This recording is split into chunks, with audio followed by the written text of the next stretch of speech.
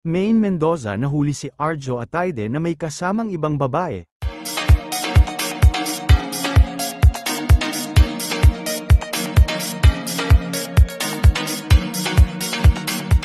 Pumutok ang balita tungkol sa umano'y pagkakahuli ni Maine Mendoza sa asawang si Arjo Ataide na may kasamang ibang babae.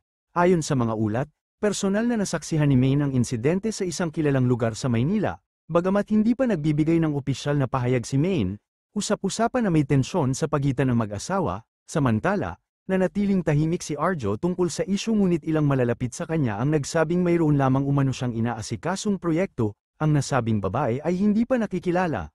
Ngunit maraming netizens ang naglabas ng saloobin sa social media.